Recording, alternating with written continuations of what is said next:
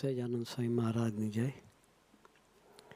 હરિપ્રસાદ સ્વામી મહારાજની જય, આત્મીય સમાજની જય જય જય. દાસના દાસ થવાની જય જય જય.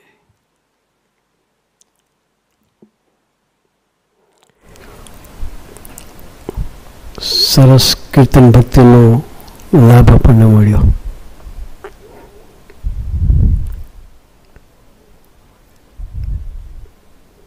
ક્રિસમસ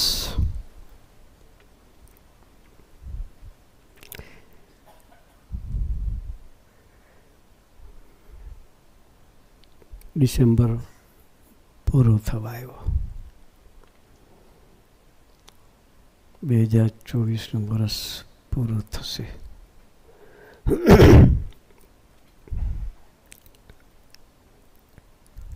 આપણે ક્રિસમસ મનાવવા ભેગા થયા છે, નહીં?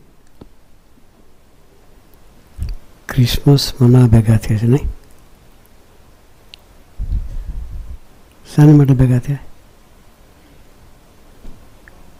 ક્રિસમસ માટે? યસ ઓર નો? આપણે મનાવી જોઈએ. આપણે ક્રિસમસ એટલે શું?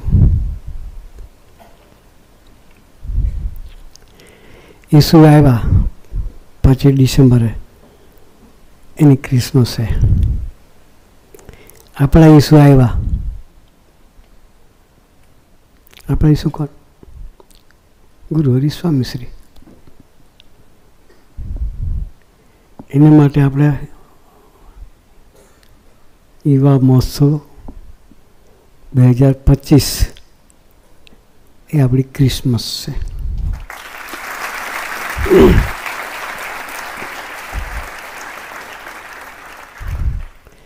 એમના ઈષ્ટદેવ ઈસુ આવ્યા, એમ આપણા ઈષ્ટદેવ ભગવાન સ્વામિનારાયણ આવ્યા, ગુરુ હરિ આવ્યા.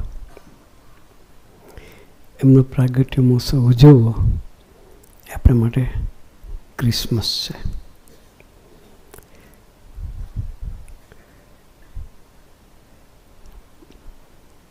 પરદેશથી પણ ભક્તો આવશે.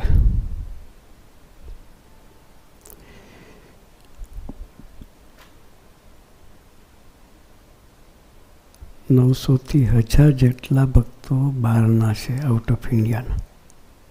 કેટલા? 900થી 1000 જેટલા ભક્તો આઉટ ઓફ કન્ટ્રીના છે. એ લોકો ત્યાંની ક્રિસમસ છોડીને આપણે અહીંયા ક્રિસમસ મનાવવા આવે છે. ક્રિસમસ એટલે ગુરુ હરિનો પ્રાગટ્ય મહોત્સવ ઉજવવા છે.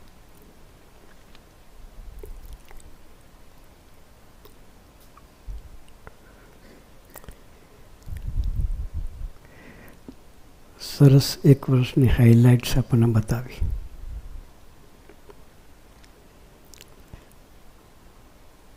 સંતોના પ્રવચનોને ક્લિપ સેન્ટેન્સ આપણને બતાવીને આખા વર્ષની ભાથું રિકોલ કરાયું. આપણે કદાચ ભૂલી ગયા હોઈએ તો એ બધી વસ્તુ આપણે રિકોલ કરાવી.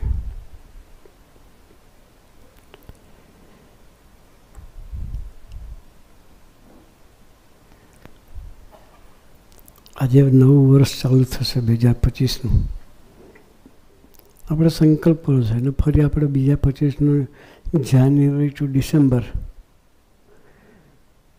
એ બધી વસ્તુ આપણે રિકોલ ના કરવી પડે, એને મેમરાઇઝ કરીએ, આપણે યાદ રાખીએ, ડાયરી બનાવીએ.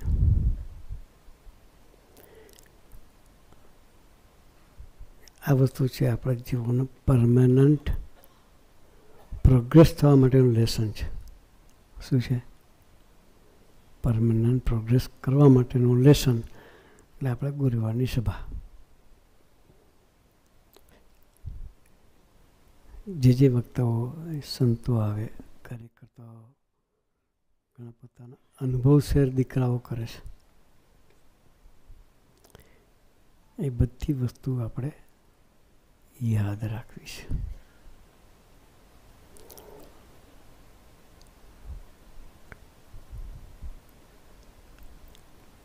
એટલે 2025ના વર્ષને આપણે જીવંત રાખવું છે.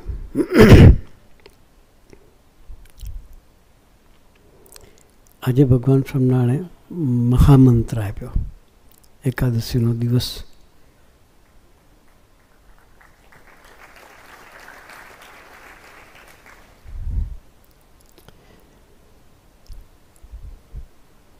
આજે સવારે નાના સ્વામીએ મંત્રના મહિમાનું ભજન સંભળાયું હતું પૂજામાં.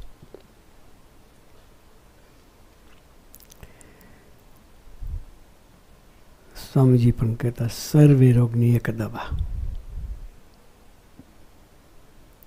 સર્વે રોગની એક દવા ભજન. 3 અક્ષરની ટીકડી. કેટલા અક્ષરની? 3 અક્ષરની ટીકડી ભજન. જેને જેને ભજનનું બળ લીધું છે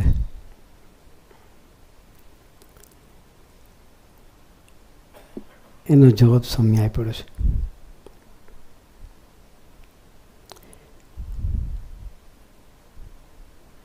યોગી મહારાજ પણ કઈ બી વાત આવે તો કે કરો ભજન. વરસાદ નથી પડતો, કરો ભજન.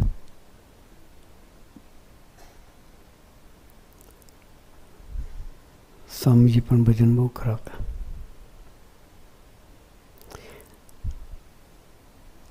ભજન એટલે પ્રભુનું બળ, પ્રભુના માથે પડીને જીવવાની પ્રક્રિયા. અમથા અમથા ભજન નહીં કરતા.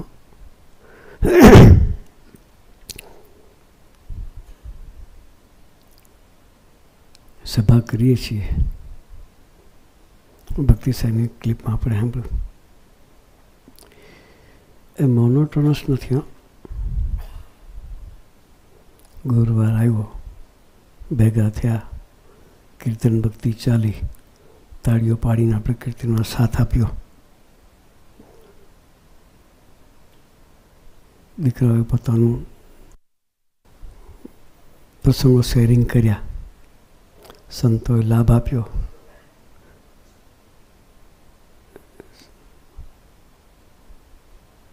આત્મીય નમન કર્યું ને સભા પૂરી કરી.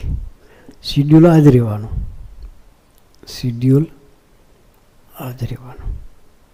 ભાઈ મોનોટોનસ નથી. ગુણાતાન સાહેબ વાતમાં લખ્યું છે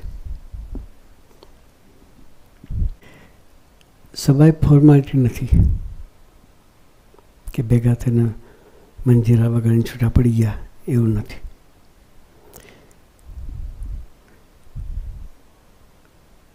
સભાથી 3 ફાયદા થાય.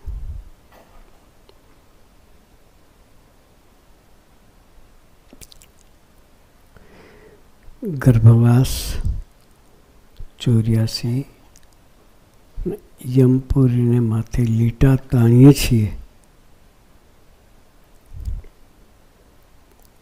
એવું સ્વાઈની વાતમાં લખ્યું છે.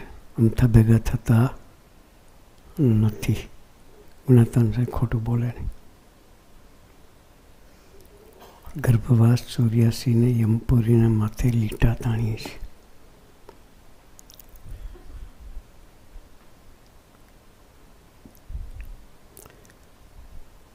એટલે સભા કરવાની.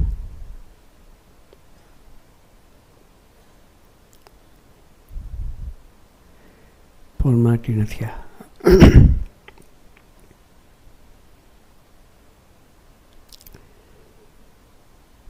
એટલે અઠવાડિક સભા એ આપણી યાત્રા પ્રભુ તરફ ચાલે એના માટેની છે.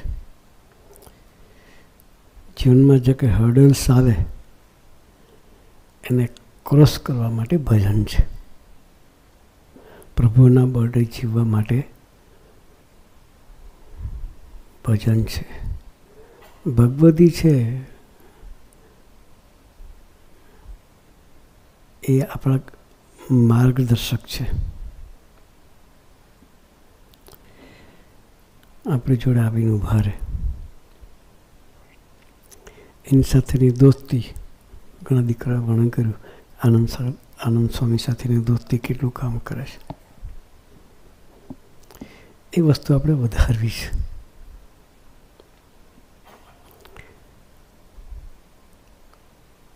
એટલે 2025ના વર્ષમાં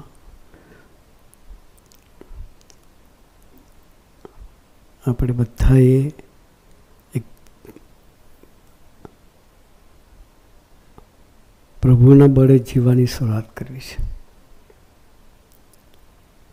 ભજનનું બળ લેવું છે.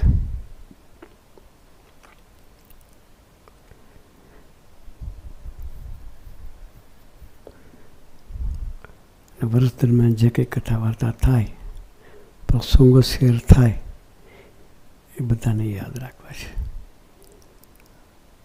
અને આપણે બધાએ ક્રિસમસ મનાવવા ભરૂચની ધરતી પર જવાનું છે. 5મી તારીખે સાંજે ત્યાં જઈએ, કંઈક વસ્તુ લઈને આવવું છે.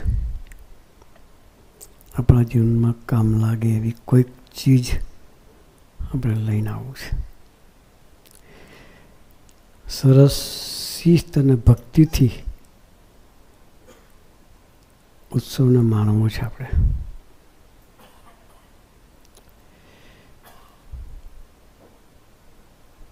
ક્રીમ શર્ટ અથવા ગ્રે કલર, આપણે વ્હાઈટ શર્ટ એ પહેરીને આપણે આવવું છે. સ્વામીજીને શિસ્ત અને ભક્તિ ખૂબ ગમતા હતા. એને રાજી કરવા માટે આપણે જઈએ છીએ. તો 5મી જાન્યુઆરીએ સમયમાં આપણે બધાએ સરસ લાભ લેવો છે. આપણા મિત્રોને પણ સાથે લાવવા છે. એ લોકોને પણ ટ્રેનિંગ આપીને લાવવા છે. ક્રીમ અથવા વ્હાઇટ શર્ટનું કહેવાનું. અને સભામાં બેસીએ તો અહીં જેમ આપણે બેઠા છીએ લાઈનમાં સીધા, આપણી દરેક સભામાં આડી ઊભી લાઈન પરફેક્ટ હોય છે. એટલે ત્યાં પણ એ રીતે સરસ લાઈનમાં બેસવું છે. ભક્તિનું દર્શન થવું જોઈએ. તો આજે વર્ષનો છેલ્લો દિવસ, છેલ્લી સભા છે. 2024ને વિદાય આપી રહ્યા છીએ આપણે. પણ એમનો એક ગુણ હતો, 2-4. 2 સારા સંતો અને 4 સારા ભક્તો સાથે જીવ જોડી અને આપણે 2024ને વિદાય આપી છે. તો આપણી યાત્રા નિરંતર ભગવાન તરફ ચાલતી રહે. તો નવા વર્ષને આપણે આવકારીએ છીએ. અને આ રીતે 2024ના વર્ષને આપણે વિદાય આપવી છે. તો એ 24ના વર્ષનું જે ભાથું આપણને આપ્યું છે એનું મનન ચિંતન કરતાં કરતાં આપણી યાત્રા સ્વામીજી તરફ ચલાવતા રહીએ. એ ચલાવવા માટે ગુરુએ ખૂબ ખૂબ ખૂબ બળબુદ્ધિની શક્તિ આપે, એ જ પ્રાર્થના. સહજાનંદ સ્વામી મહારાજ.